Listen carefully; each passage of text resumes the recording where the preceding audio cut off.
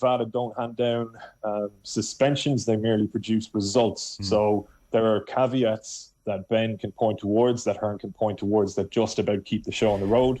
The British Boxing Board of Control's actual control over this event is also somewhat tenuous, as it tends to be, in the sense that, yes, they are the administrators of the licenses that both fighters hold, and they can prohibit the fight from taking place under their authority or their supervision, whatever way you want to put it. But ultimately, as we saw in 2012 with David Hay and Derek Chisora, who were suspended by the British Boxing Board of Control after a brawl at a press conference, you can simply ring up the Luxembourg Boxing Federation or some boxing federation from a smaller nation who may be willing to grant you a license, and you can just go right ahead and fight in Britain. This is the never-ending wild, wild west of professional boxing. So Conor Benn, we should say, has denied any wrongdoing. I have a clip of him here which we'll play you now. So there was an open workout in London earlier this afternoon after all this controversy blew up, and he insisted that both he and, we should say, Chris Eubank Jr. are dead set on the fight going ahead. Have a listen.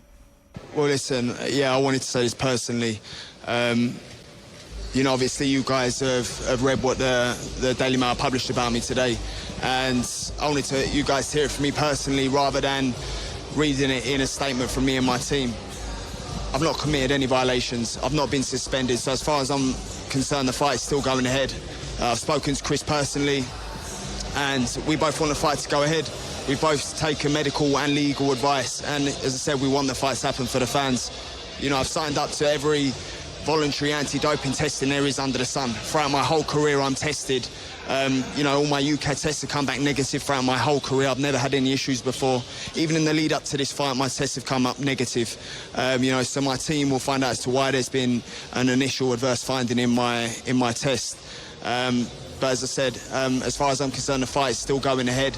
I'm a clean athlete, and we'll get to the bottom of this. I just want to thank everyone for their continued support, and I'll see you all on Saturday. Just one more question on the conversation with Chris Eubank. Did you reach out to him this morning? How was that conversation? He fully believes. He believes in me. It's not who I am, it's not what I'm about. I'm a professional athlete, and, he was understanding. So as far as you're concerned, open workouts? We both want the fight to go ahead. As far as I'm concerned, the fight is going ahead. So that's Conor Benn today. Now, at the risk of being a touch too Machiavellian, you could read into the exact meaning of his statements there and still raise an eyebrow. He said things like, I haven't committed any violations, which he hasn't. I haven't been suspended, which he hasn't. I'm a clean athlete, which could mean, well, I haven't been found guilty of anything, so I am a clean athlete. My tests have all been negative. So have Lance Armstrong's.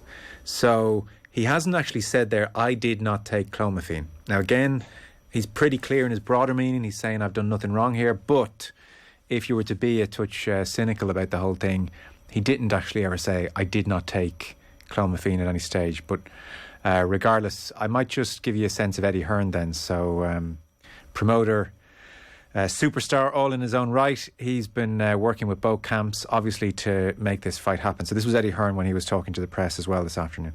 It's been going on behind the scenes. Obviously, we saw the Daily Mail article this morning. I think we've just seen the British Boxing Board of Control statement, which is, pretty straightforward, and it's with the lawyers going backwards and forwards right now. Both guys signed up to a multitude of testing for this fight. The UKAD testing, which is obviously the testing agency that the British Boxing Board of Control use and are governed by, have all been clear and negative, and there was an adverse finding on VADA test previously. So there's not been an official doping violation. There's a process that has to be gone through. Conor Benn is not suspended by the British Boxing Board of Control. Ultimately, he can't be because he's passed all the tests from UKAD. But clearly, the British Boxing Board of Control will take a position on it. We'll deal with the lawyers. Both camps have been made aware, of course, previously to the article coming out about the situation, and both camps prepared to progress with the fight. But ultimately, the conversations have to be had with the lawyers and the teams and the British Boxing Board of Control. Have you spoken to Conor this morning, and when will we likely to hear from him, do you think? You'll see him here. Look, it's a very difficult situation from him. Obviously, we've seen previously people make their mind up before any news or information or evidence comes out. So it's a very difficult time for him. He'll be in here, you know, going through the process, and it's a difficult time for everyone. Chris Eubank, you know, anyone's going to feel sorry for us, but, you know, we've put a lot of work into this show, and we'll see what happens from here. But, you know, like I said, from Eubank's side, from Conor Benn's side, they feel the fight should progress. He's not suspended by the British Boxing Board of Control, but ultimately they're the governing body, and we will have to have conversations with them through the lawyers and to see where this process ends. I know you've got an exceptional working relationship with the Sauerlands, and I know your lines of communication would have been positive this morning, but is there any chance that this has any implications for the contracted weight on Friday, the rehydration clause, or any of the stipulations under which this fight was agreed Saturday Yeah, night? maybe. I don't think really that's the talking point at the moment. The talking point is to get everybody comfortable with the position. You know, this is not Wasserman and Eubank just went, yeah, we'll just crack on. This is, they've examined the adverse findings. They've had medical advice from experts regarding these trace findings in these and are prepared on the basis of, you know, Calla will talk further on that finding to proceed with the bout. So everybody's comfortable with what they've seen from that side. So obviously the board, as of now, aren't comfortable with that, and we respect that, and we'll go through the process with them to ultimately see where that lands. So, and because it's important to be fair to everybody here, so he mentioned Calla Sutherland there, who represents Eubank Jr, the other promoter, and what he said to TalkSport earlier on, Gav, was has it, as in the taking of this substance one way or another, has it been done as a performance-enhancing drug? He said no, and that is the medical opinion that we have had. So the Eubank camp have had the medical opinion that this hasn't been done as a performance-enhancing drug, which presumably is why they're happy to proceed. Yeah, I mean, I'd imagine that is exactly why they're happy to proceed. I also think that it would be naive not to point out that Chris Eubank and people around him stand to make a lot of money from this fight, and if they pull the plug in it, they won't make that money. That is the reality of the situation from their point of view. And if Eubank is as confident about the fight as he has appeared to be and sounded to be over the last few weeks and months, maybe he feels as though whether or not Ben ingested this intentionally, he's going to win anyway, so it doesn't really matter. There is a massive size discrepancy between the two fighters, as we've outlined in the past. But just going back to what Conor Benn was saying about not breaking regulations, not being suspended, the only reason why he hasn't been found to break regulations is because VADA don't have regulations. The only reason he hasn't been suspended is because VADA don't issue suspensions. He says something along the lines of, I've passed all my tests. You didn't. You failed one. And then Eddie Hearn makes the point that people can be very quick to jump on somebody in a situation like this before the evidence comes out. The evidence is in a jar that VADA have actually studied. You paid them 30 grand to supervise this fight from an anti-doping perspective, and they have done that. They've produced the results. That is the evidence. It's actually rarely clearer than what they have produced. What I would say is that, to be fair to everybody, Conor Benn is entitled to due process, just as every athlete would be in this situation. The thing is, to my mind, and to the mind of a lot of people, you shouldn't be allowed to compete while that due process actually takes place, because there are people's health at stake here. It's not, this isn't Mickey Mouse stuff. Like, it's people punching each other in the head. Conor Benn can hit people pretty hard. Chris Eubank is a pretty tough guy, but equally, he is going to have to dehydrate himself to make weight, 157 pounds, south of middleweight, where he typically campaigns, and he hasn't even made middleweight a huge number of times over the course of his career. Being dehydrated in that situation leaves you more susceptible to brain injury. Zoom out a little bit. Both of these guys' fathers, very tragically in the ring, inflicted irreparable physical damage on opponents. Chris Eubank to Michael Watson and Nigel Benn to Gerald McClellan. This is high-stakes stuff. So what I would suggest is that B-sample should absolutely be scrutinised to within an inch of its life before anything like this should be allowed to take place. But of course, because this is professional boxing, there's nobody who can actually tell them they can't do this. Yeah. Like, you can't actually prevent them from doing it if they wish to go ahead with it. Yeah. And to be fair to Eubank and to Calla Sutherland, if they've gotten medical advice that would suggest that it wasn't taken with the intention of improving Ben's athletic performance, maybe that's cause enough for them to do it.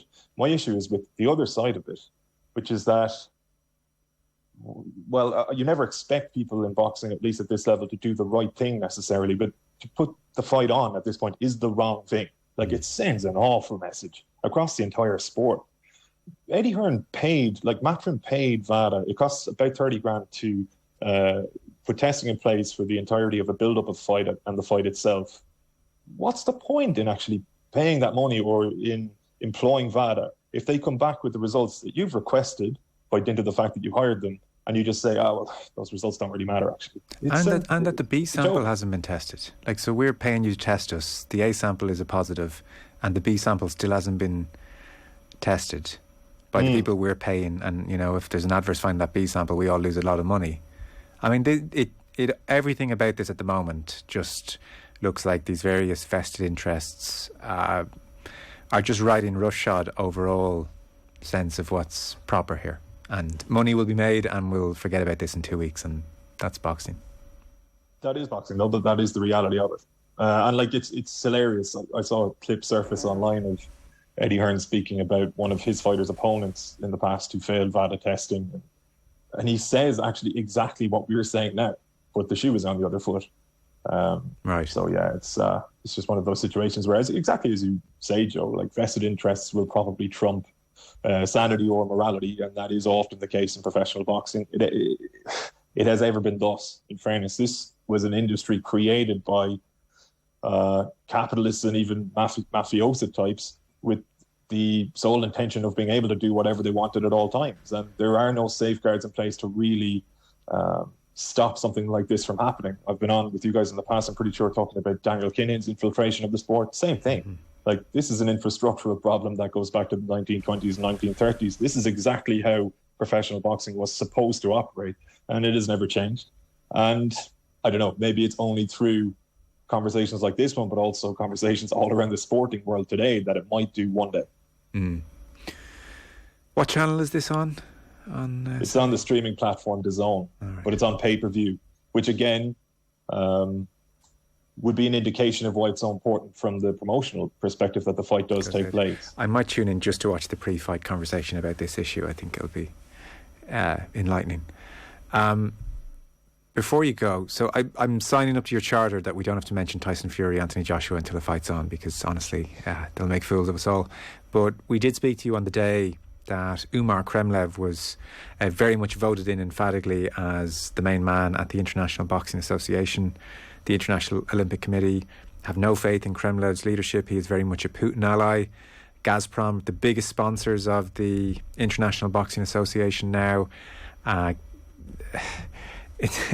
In all probability, boxing won't be at the LA Games in 2028. And today, just to, make the thing all the more ridiculous, Russian and Belarusian athletes very much welcomed back into the fold and fighting under their flag, and Ukrainian athletes suspended recently. So, I mean, this is the bigger story in many ways, and this situation is just in absolute ruins. Yeah, I think it's pretty transparent what is going on, and anybody who heard Mick McCarthy speaking about it before the break probably got a good sense of it. Like, it is purely geopolitical, I would say, fairly brazenly geopolitical. The suspension on Ukrainian fighters, to my knowledge, has been lifted, and I think that was probably done in order to open the door to all flags again and to all athletes. And well, look, if we're saying that the athletes shouldn't have to suffer for whatever is going on in the background, then that should equally apply to Russians and Belarusians. And I did see an IBA statement last night which indicated that the Ukrainians would be allowed to fight under their flag. They would be allowed to stand for their anthem in the event that they win a medal at major tournaments. The suspension of the Ukrainian Federation 2 days before an emergency Congress at which 106 countries voted against holding a re-election, in so doing, offering a 4-year mandate to the Russian president who has secured Gazprom sponsorship, upon which IBA is almost entirely dependent, kind of tells its own story in a way. And I don't know that, I suppose, like, similarly to what we're saying about the professional boxing conversation that we've just had, there's nothing really to stop this from happening. The only thing in the past that would have stopped it from happening would be the looming threat of being funded out of the Olympic Games. But Umar Kremlev, the Russian president, who was recently pictured alongside Vladimir Putin at the launch of a boxing center in Moscow, is taking this organisation on an almost anti-Olympic crusade, and he's speaking out against the Olympics. He believes that amateur boxing should be known as, say, amateur boxing and not Olympic boxing. He has managed to secure the support of many, many smaller countries whose boxing outlook does not consider the Olympics to be the be-all and end-all, because they don't tend to win medals at those games every 4 years anyway. And he's consolidated his position while maintaining an anti-Olympic stance. So if the only threat was that the IOC might boot you out and you're basically flipping the bird at the IOC, then you're home and host, really, aren't you? You sure are. It's quite something. So we are out of time. Thank you very much for all that. Thanks a million, Joe. Anytime. Cheers. Gavin Casey from the 42 updating us on the Ben Eubank situation and amateur boxing not in a good place. So there we are. We'll take a short break. Off the Ball on News Talk. Guaranteed Irish business members continue to sustain jobs and communities across Ireland. That's why here at LIA we're dedicated to continuously driving higher standards in financial services education. As the Centre of Excellence for the Education and Development of Finance Professionals, our vision is that consumers can achieve financial freedom based on quality advice from their financial advisor. If you'd like to join our community and forge a new career in finance, we're now accepting registrations for our 2023 exams. Find out more at lia.ie. So look out for the G, guaranteedirish.ie, altogether better. From cooperative roots to global success, Glanbia Ireland has come a long way. And now we have a new name for the future, Tirlawn. At Tirlawn, we value life in perfect balance. From the land we farm to the customers we serve, building on our heritage of wholesome nutrition, caring for our communities and for generations yet to come. We believe we can thrive only by working together. It's what sets us apart. Tirlawn, the new name for Glanbia Ireland. Imagine a better way to manage your energy with a smart plan from Bord Gosh Energy. Our smart plans, like Free Time Saturday or Free Time Sunday, can help you lower your bills and reduce your energy usage. Find a smart plan that works for you and your home at boardgoshenergy.ie/smart. Free energy units are available from 9 a.m. to 5 p.m. on Saturday or Sunday each week with this tariff. Customers can choose Saturday or Sunday. Smart meter required. Terms and conditions apply. See boardgoshenergy.ie.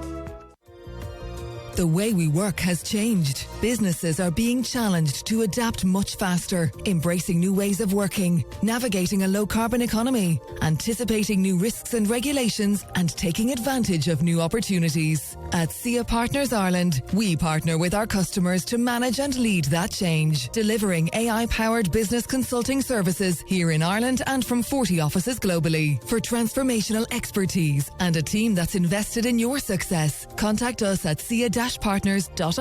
SIA Partners. Design, reshape, reboot. Off the Ball. This is News Talk. We had Richie with us earlier on the news round, of course, as usual. Well, he has his work cut out for him on October 13th, Thursday, because Roddy Collins is bringing out his new book with Penguin Ireland, The Rodfather. And there's going to be a special night at the Sugar Club in Dublin on Thursday, October 13th. So Richie will be in the hot seat at the Sugar Club. He will be joined by the Rodfather himself and books ghostwriter, the brilliant Paul Howard, and some very special guests. So it should be a really good night. If you fancy going along, then just go to thesugarclub.com for tickets. So that's October 13th. Now, we'll have Gav Cooney in of the 42 for the football show. Next hour, Keith Wood's going to join us. Rory O'Connor will be in studio. We've got Wednesday Night Rugby. Listen live or listen back on the News Talk app, powered by Go Loud. It was midnight on April the 7th. It was an ordinary and quiet evening in Dublin. But behind closed doors, the most daring act of espionage in Irish history was taking place. He began providing information to Michael Collins. This podcast series tells the story of Ned Roy, one of the most important spies in Irish history.